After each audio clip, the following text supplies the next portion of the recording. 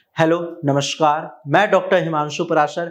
आज इस वीडियो में हम बात करेंगे गुलेनबेरी सिंड्रोम के बारे में कि गुलेनबेरी सिंड्रोम है क्या। तो चलिए वीडियो को स्टार्ट करते हैं। गुलेनबेरी सिंड्रोम आपकी एक ऑटो इम्यून न्यूरोलॉजिकल डिसऑर्डर है, यानी कि आपके ही बॉडी की इम्यूनिटी आपके न्यूरॉन्स को डैमेज कर रही है।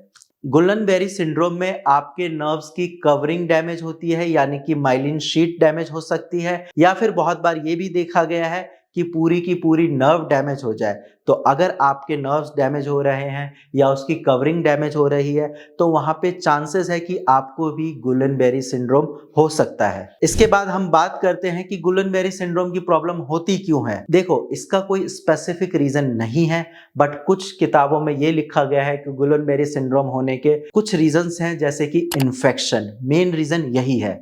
अब इन्फेक्शन यानी कि बैक्टीरियल इन्फेक्शन हो सकता है, वायरल इन्फेक्शन हो सकता है, या फिर अगर आपने कोई वैक्सीनेशन लिया है या कोई ट्रॉमा हुआ है तो उसकी वजह से भी ये प्रॉब्लम हो सकती है। अब हम बात करते हैं कि कैसे पता करें कि आपको गुलेनबेरी सिंड्रोम तो नहीं है। ऐसे क्या साइन एंड सिम्टम्स है जिससे हम पता कर सकते हैं कि क्या जीबीएस की प्रॉब्लम तो नहीं है। सबसे पहले गुलेनबेरी सिंड्रोम एक असेंडिंग पैरालिसिस है। असेंडिंग पैरालिसिस का मतलब ये आपके पैरों से स्टार्ट होती है और ऊपर की तरफ जाती है, यानी कि सबसे पहले आपके पैर डैमेज होते हैं, यानी कि पैरों में वीकनेस आती है। अगर आपके भी लेग्स में वीकनेस फील हो रही है या आप सही से चल नहीं पा रहे, ऐसा लग रहा है कि पैर लड़खड़ा रहे हैं, तो आप ये समझिए कि आपको भी गुलेनबेरी सिंड्रोम हो सकता है। नेक्स्ट सिम्टम है टिंगलिंग एंड नम्बनेस, यानी कि आपके पैर सुन पड़ जाते हैं या ऐसा लग रहा है कि चींटी जैसी रेंग रही है, तो ये गुलेनबेरी सिंड्रोम हो सकता है। यही प्रॉब्लम आपके हाथों तक जाती है, हाथों में वीकनेस आती है,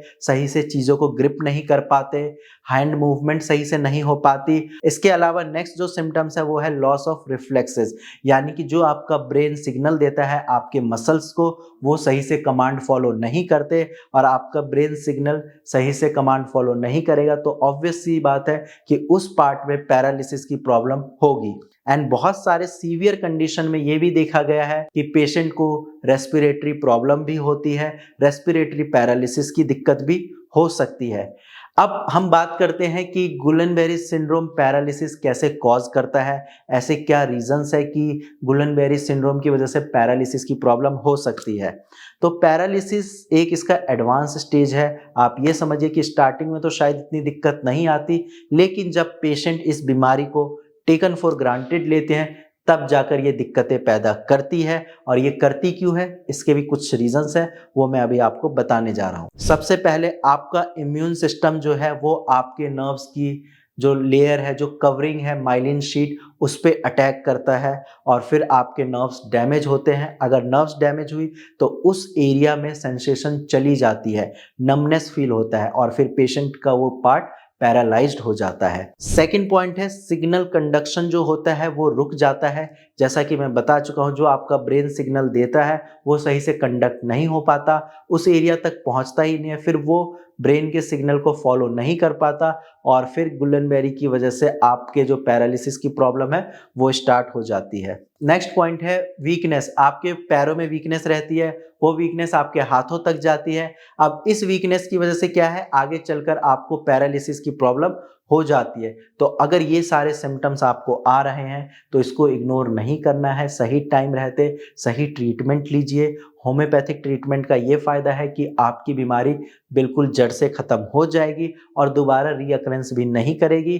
तो अगर आपके पास कोई टेस्ट रिपोर्ट है या आपको भी ये सिम्टम्स आ रहे हैं तो घबराने वाली कोई बात नहीं है। आप नीचे दिए गए नंबर पर कॉल करिए या अपनी रिपोर्ट शेयर करिए। मेरी टीम बहुत अच्छे से आपको गाइड कर देगी और आप भी बाकी पेशेंट की तरह ठीक हो सकते हैं। आज की वीडियो में इतना ही। धन्यवाद।